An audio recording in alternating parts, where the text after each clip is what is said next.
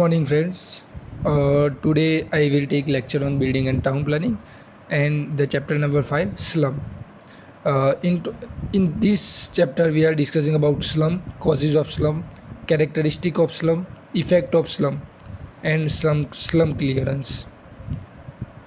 The first question is, what is slum? A slum is predominantly an overcrowded area where dwellings are unfit for human habitation. It is an area where basic amenities like water supply, drainage of sanitation, living are lackyard, insanitary conditions prevail and disease flourish. Slum is means to health, safety, morality and general welfare of the inhabitant. Slum are very common in India. It is estimated that about 25% of the population of any city in India live under some human condition of slum, and different types of slum are in India. Here the example of in India where Bastres in Kolkata, Jhopadpattis in Mumbai, Juggi Jonpris in Delhi, Chiris in Chennai, Ehtas in UP, Jhopadpatti in Gujarat, and one of the biggest, largest slum area in Asia is Dharvi. The slum area of Mumbai is the largest slum in Asia. So let's start about discussion on what are the causes that occur slum. So first one is rapid industrialization.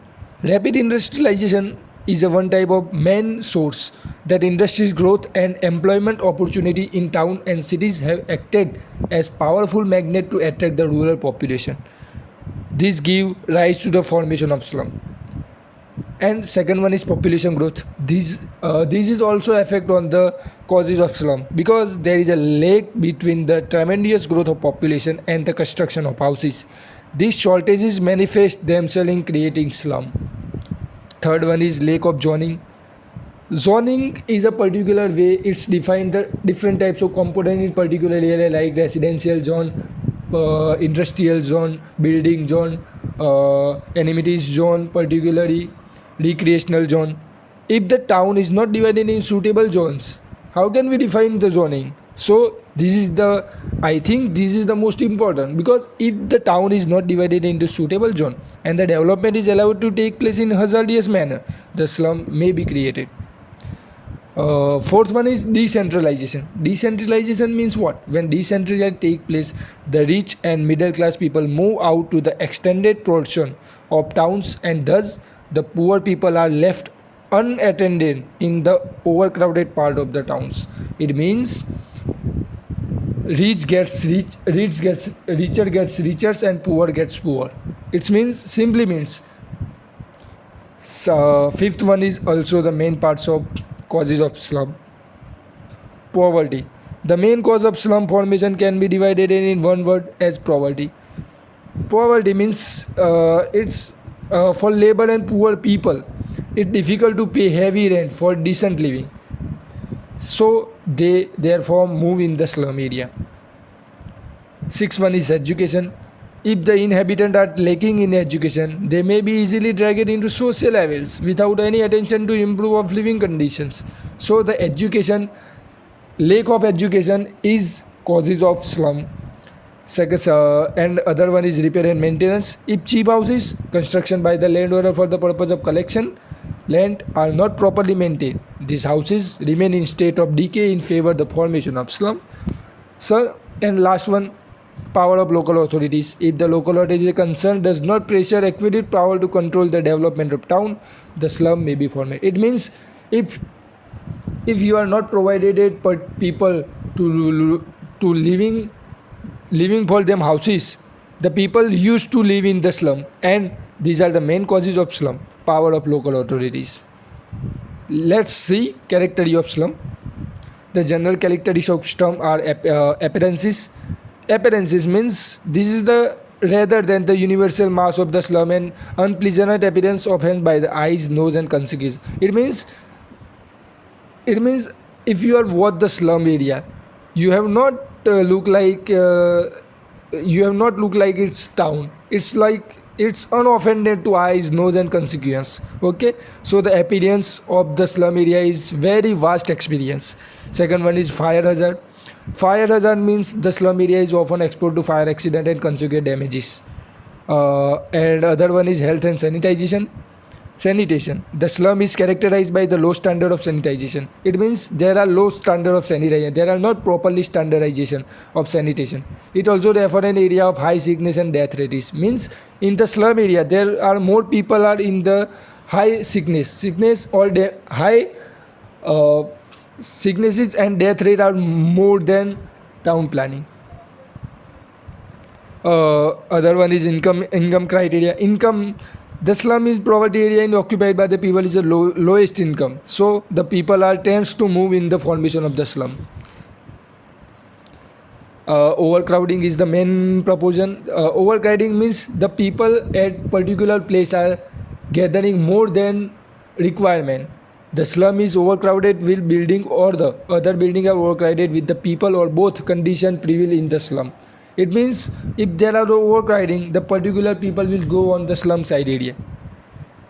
Morals and social organization is also parts of the characteristic of slum. These are the main questions. What are the effect of slums? What following are the bad effect? Its slum effect on our body. First one is the health. If you are living in the slum area, your health condition is not working as good as if you are living in the town. So first one is health. The environment is not healthy and people residenting in slum are easily vulnerable to by various diseases. Means people are living in the slum area are easily concerned with various disease. Second one is lack of amenities. It means adequate public facility like water supply, drainage, sanitation are not provided or provided and not also provided. It does not exist in the slum area. Third one is surrounding locality. Surrounding locality means location of institution like school, hospital, library nearby the slum are not working properly. Fourth one, working condition. Working condition means the area being full of noises, traffic, congestion, smoke, darkness is not possible to work peacefully in the slum. And there are undesirable looks, no open space for recreational. These are the effect of slum.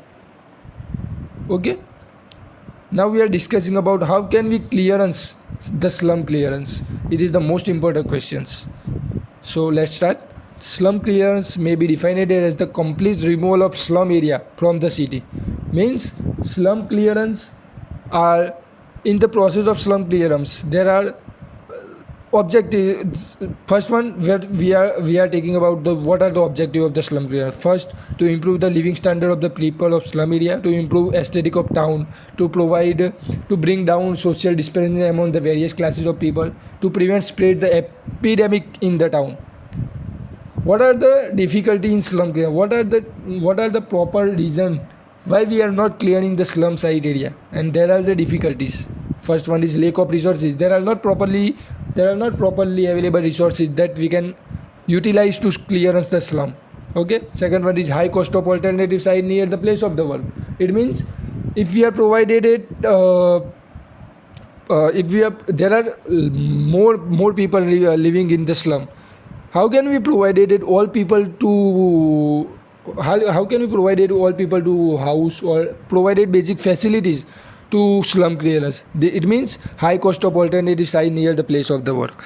Low rent paying capacity of slum developers means the in the slum people are living with low rent paying capacity. They do not provided a proper they do not provided a high rent in the alternative site. Okay, these are the difficulty in slum area. Method of slum clearance, there are two methods. First one is improvement method and second one is complete removal method. Improvement method, it means that word itself says improvement. It means this method is adopted where the slum are due to poor drainage system and unhealthy condition. Hence, the drainage arrangement is modified and improved. Public utilized service like water, drainage, gas, electricity may be provided in the slum area. This one is improvement method. And second one is complete removal method. Complete removal method, it means in this method the slum area is completely cleaned out of the existing locality. All the dilapidated structure are demolished. It means all the slum at that particular site are cleared. and any striking factories located in the slum area may be shifted to some other suitable location. And these two methods are we can complete the removal of the slum. And last one, what is the prevention of slum formation? First one is cheap housing. Subsidies are provided for the people of poor people by the government. Second one is construction of building. Certain rules and regulation may be framed and structurally followed to register coming up the building and subnormal standard. Compulsion to the employment. Large companies or employment may be complete to provide housing accommodation for the staff. Second one is other one is rent restriction. The Rent Restriction Act is more force in many towns of our country. By restricting the increase of rent, the tenement will be protected. And last one is maintenance and repair. The responsibility of maintenance and repair of buildings should be fixed and defining in Housing Act. If then become the duty of either landlord or tenant to keep existing building in the good living condition. So this chapter is how can we utilize the slum area and what are the characteristics of slum we can discuss about in this chapter. Okay, thank you.